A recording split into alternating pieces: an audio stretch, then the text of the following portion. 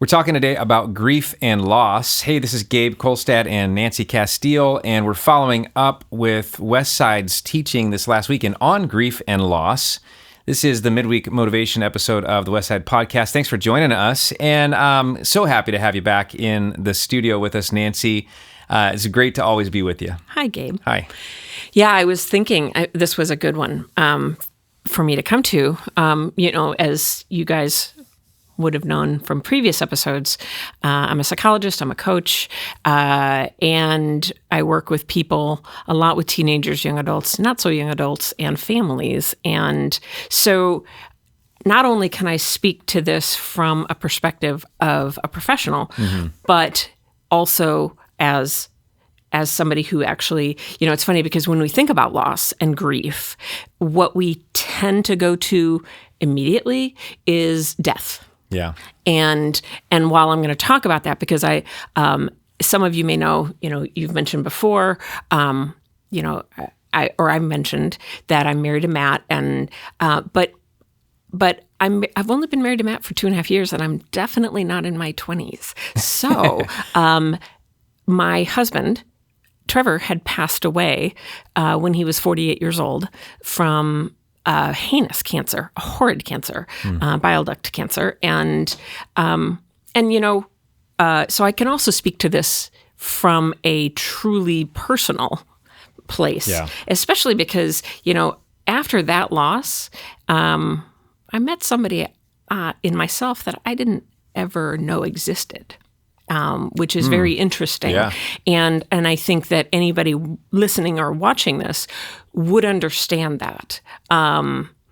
But first, before we go to that, I just want to talk about a little bit about grief. And, what is grief? The experience of grief is really, if you think about it, it's really when life events violate our expectations.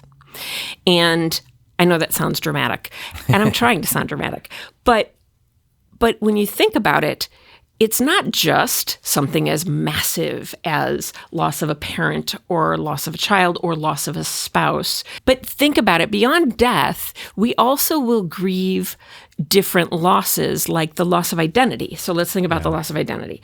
That's things like I lost my job. Something that I lost, my kids moved out. My kids are older. They're all gone. I was a mom, that kind of thing. I'm an empty nester. If you go through a divorce, if you, for some women who maybe have breast cancer, they have to have a mastectomy. And that's, there's a piece to femininity that is altered. And there's a loss. So there is a loss of identity, I should say, a loss of part of our identity, how we've identified ourselves through the years.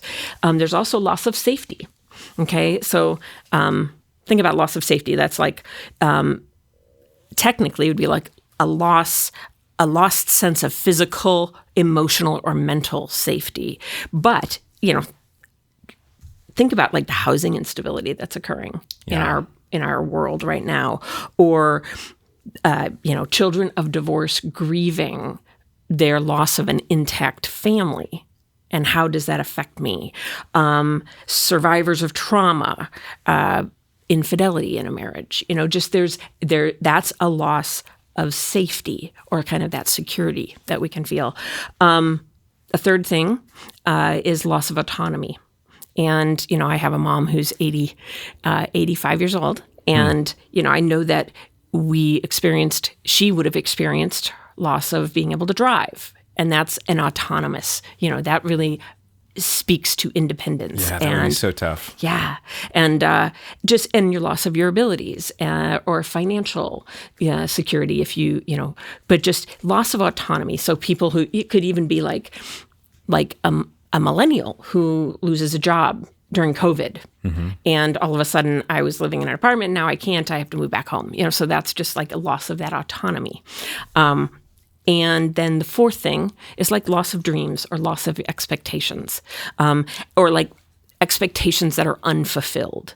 Now, examples of that would be like maybe you always wanted to have a baby and you find out you can't, that kind of thing. Or I thought about graduating during a pandemic or starting college. I have students that have started college during a pandemic. So the first 2 years of college was predominantly remote. And that's a very different college experience than they would have ever heard about, or, career setbacks, things like that. Yeah. So those are different kinds of grief. That's really helpful. I really appreciate just hearing those different categories, because when you put those words to it, I think it calls out a little bit of that in all of us, each one of those. Absolutely. You look back over your experiences and go, yep. Right. And we don't really think of it as, oh, that's a loss. But it is, like I said, it's a life event that alters or violates what we were expecting to have happen. And there is a grieving process that occurs in that.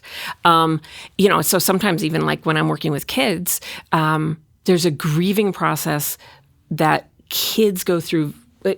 Like, again, let's go to COVID. During a pandemic, when you have everything shut down, you think about, we had how many news stories about like, prom not being canceled, graduation being canceled, or prom not happening, graduation being canceled, things like that. So there is we don't think of it as like, wow, that's really grieving, but it is. There is a grief that comes with that, because it's an alteration in expectation. If you think about all those things that I said, it alters life expectations, but it also, at its crux, grief is so unsettling for us because it is a loss of control. We as human beings, we need to have a sense of control. I don't mean we have to be controlling, but we have to have a sense of the ability to kind of control parts of our environment. Chaos is very, it's like, I can't remember if we talked unsettling before is a great word. I mean, that's just that. Yeah. And so I could go in so many avenues. So sorry, I was getting a little off track there. But if you think about that loss of control, it's like, so then we have to think of it as, okay, if we go through a period of grief, if we have a loss, then what are the things that we do to regain some sense of control? Because as we know, I was thinking about like things that sort of like, what's the saying, when God closes a door, when God closes one door, he opens another. He opens another, or he opens a window. And so we have to sort of keep that in mind, that it is a feeling of a loss of control, but it's not an actual loss, right? Because so as I said, my husband had an 18.5-month battle with cancer, which was devastatingly horrid. I mean, it was just life-changing. It was really sad. It was a very, very difficult time. And when he died, as I was saying, I met a Nancy that I didn't ever know. And it's interesting because it happened right before we had that the snowpocalypse or something here in Portland, where there was a massive shutdown. Because Portland obviously doesn't get a lot of snow, and we got so much snow that year. It was in 2016, and everything shut down. Schools were shut down because we've got hills and stuff, and we just don't have the infrastructure, to take care of that. And so initially, one of the things I was going to focus on here is how we define something in our minds. We can, in the period of grief, it's almost like our compass, like true north. If you think about north on a compass and how the meter on a compass is going to get to north, and it's almost like true north is off. It's just off. You can't find it, but your mind still thinks you can. You know what I mean? You're off, but the things you're telling yourself are almost like tripping you up at the way. So what I mean by that is, like, I thought, here I am, my husband just died, and everything is shut down, and I'm home by myself. Nobody can get around. And I thought, this is like the worst thing ever. And I can't get to work. I need, I would love to go to work. I could throw myself into work, although I really wasn't thinking very clearly, and I was very, very sad. I mean, that's like the understatement of the century. And what I really needed to focus on was just basic things to get back to normal. But I had to find that compass on my thoughts, because what I thought after the fact was what a blessing this was that I had that huge snowstorm, because none of my clients were trying to get to see me because nobody was moving anywhere. And so I didn't leave people in alert. Wow. Yeah.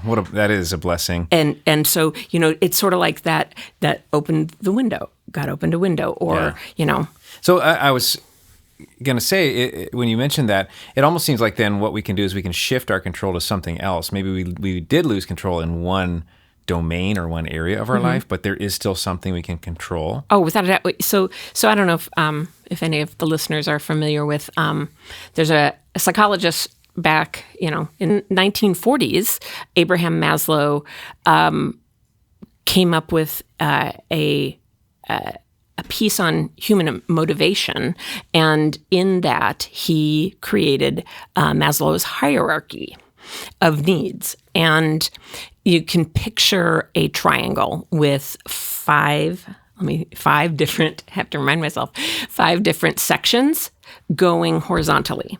And in that, the largest section at the bottom is your physiological needs. The section above that is your safety needs.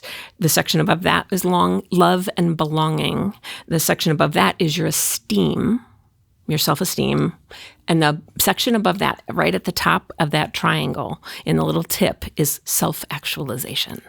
And the funny thing is when you are clobbered by life events and something is setting you back, we can still feel like we should be focusing on our love and belonging, or or in the instance of Trevor's death, I felt so lonely, and all of that stuff. And what I really needed to focus my energy on was eating, was giving a darn about, was caring about eating again, caring. And I don't mean that because I love to eat, Gabe. But I didn't care. And maybe that's the thing. Yes, I needed to worry about caring, but first and foremost, I needed to remember to get up and eat, get up and move my body. So I had to go to those physiological needs before I could start thinking about the other stuff. I was stuck. And so let's talk about a few of the things that you could do. That's great. In situations, any of those situations, whether it's a death or it's a loss of identity, it's a loss of safety, a loss of autonomy, or a loss of dreams or expectations. First thing that comes to my mind, and I know I'm monopolizing the conversation, sorry. You're doing great. Is to make daily action steps. And that's just what I was talking about there, like create a small routine. Even if you were the most massive mover and shaker, the person I met after Trevor's death was somebody who didn't give a rip. Which clearly it's good that I couldn't go to work because I didn't give a rip about anything because I was so numb. I was just, it's one thing when you have somebody, even a parent, die who doesn't live with you. That's devastating. But when your spouse dies, you go home, and home is completely different now. Like, it's not what it was. Yeah. And so home was not this place of peace that, it always had been. So I just found I didn't care. And so what I needed to do is I had to create routines on the weekends. I had to I made plans to see people. So I would make coffee Probably plans. didn't feel like it at all, but you just needed to put that out there. Exactly. Yeah. Exactly. No, half the time I would have been like, I don't really feel like talking. I don't want to rehash what happened again. But I knew that if I stayed home, if I didn't get my butt out, I would fall into, I would either just be like, why, what do I want to do right now? I don't want to get out of bed because I was depressed. Yeah. And it was a situational depression. And so that can happen. That doesn't mean you're going to stay there forever. But you have to kind of ride that wave. But you can hurry the wave along by trying to implement things that help to move you in that direction. Is almost like work to complete this sentence every day. Despite my grief or pain, today I can blank. So what is it? Despite my grief or pain, today I can go to the store. Today I can take the kids to school. Today I can laugh with a friend. I don't know. Today I can walk. You're almost proving wrong this loss of control. Yes. That, You're taking there are little some things steps. I can do. Exactly what you were saying before. You can recognize that, because it's not like I still didn't have a house. It's not like I still didn't have the ability. I had a job still, but things just felt so off that I had to find true north again. And so like almost thinking, what is my purpose today? And don't overshoot it. Have it be something like, it's a baby step. What is my purpose today? It's to make food, because I love to cook. You know that, Gabe. Yeah. I love to cook. And my mom actually, for that Christmas, my mom got me a little oven, like one of those little smart ovens. Not an easy bake. Not an easy bake No. oven. Although that would have been fun. No, maybe not then. But no, she got me a little small oven because she knew I wasn't cooking at Okay. all. And she thought this would be good for one person, because I'm not going to, because I wasn't like, oh, I'm going to go and make this big meal. Not at all. And so those little steps helped me to get back. The other thing is really to allow yourself to be open, to be vulnerable, and to be comforted. A lot of us don't like who we can become when we're upset, when we're feeling loss, when we're grieving. We feel like, oh, people don't want to hear that. People don't want to be bothered, or I don't feel like talking. I don't feel like sharing.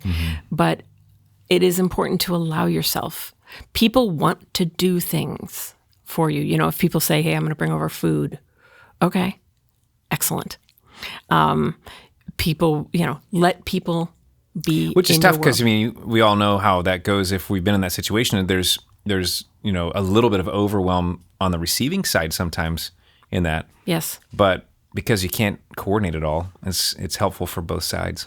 Well, and people that are listening to this, I also think like on the other end, if you're somebody and and you have somebody that that went through a loss that has altered their life expectations, don't be shy. A lot of people don't know what to say, and so they say nothing.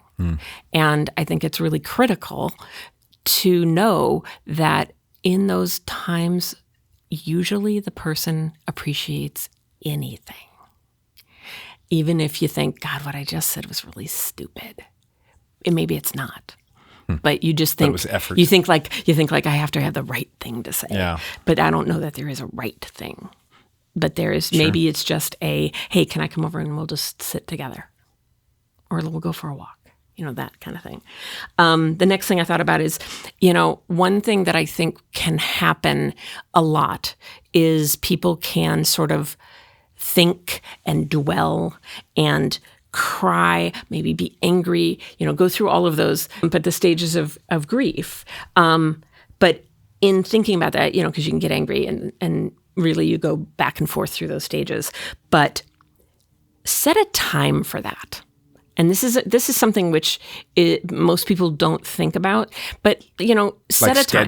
Schedule it. Yeah. Schedule it, and then during the day, when you're doing something else, when all of that starts coming in, or if you're going to start dwelling, if you find yourself ruminating, which is a nice way of saying obsessing on a certain thought, then move it. Say to yourself, I've got a time to do that, and it's not now. I have a time set aside, because a lot of times there's also people, you either can do it all day or you'll say, I'm not going to do that, period. Like, that makes me unhappy. I'm not going to think about it. But that's unnatural, and it can almost stifle progress. It's like stuffing it. And so set a time, I'm going to think about it from 6 to 7, 6 to 6:30, 6 to 6:15.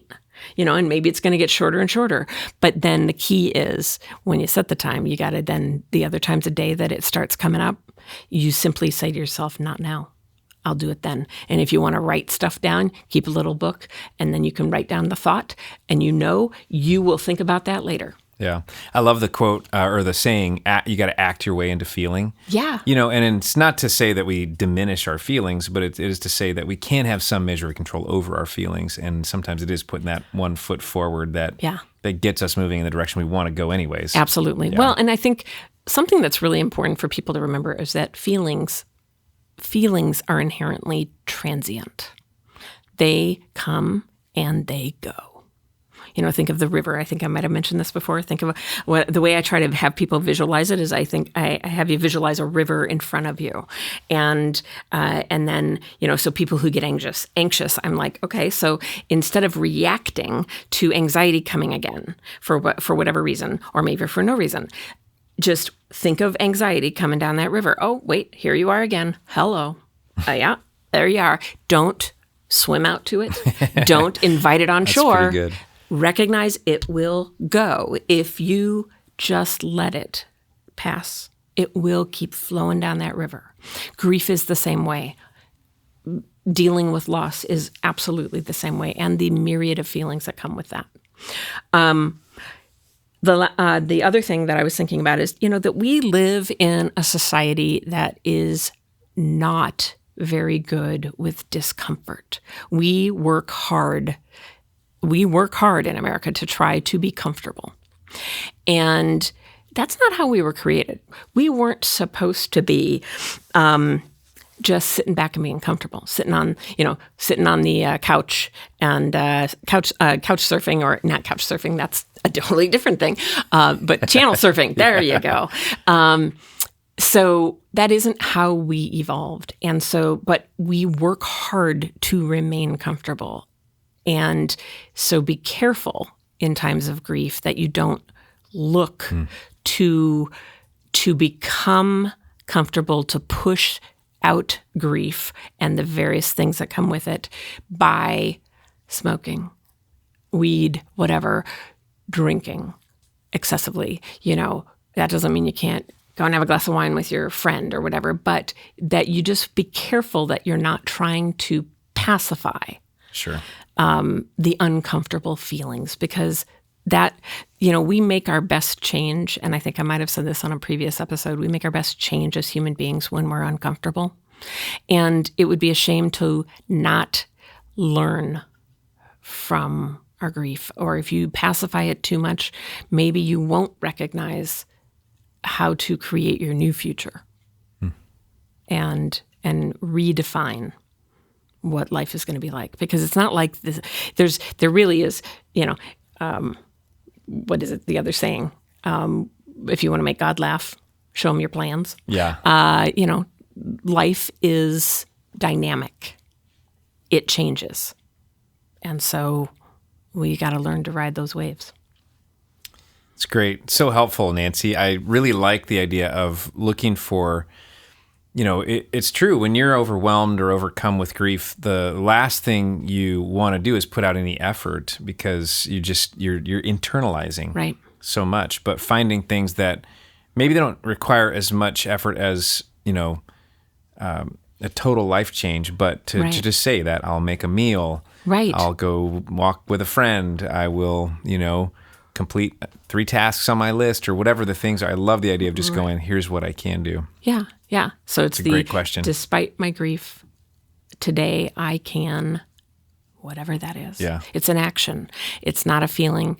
It is, do not, don't think you're going to just pop back into life as you always knew it. I mean, it's changed. It has to be redefined. Yeah. And it's one step at a time. It's one day at a time. It's 1 hour at a time. It's 1 minute at a time, depending on where you're at. Yeah. Well, thanks for sharing your hope with us. I mean, as even you've experienced, God has come into your life and walked you through to an entirely new phase and place. And he does bring the joy back. Yep. And absolutely. he can for you as well as you're listening, and we'll be praying that he does. Thanks so much for joining us on this Midweek Motivation episode of the Westside Podcast. I want to ask you to do 2 things real quick. One is, if you could subscribe to this channel, we would love it. Subscribe to this podcast. We'd love it. We want to stay connected, and we always talk about things in these that are helpful, practical things that'll just give you a boost in the middle of the week. And secondly, we'd love to have you pop into a Westside service this weekend. We are always around, and we are meeting here in the Portland, Oregon area, or you can even jump online and you can find out more at westsidecommunitychurch.com. We hope to see you soon.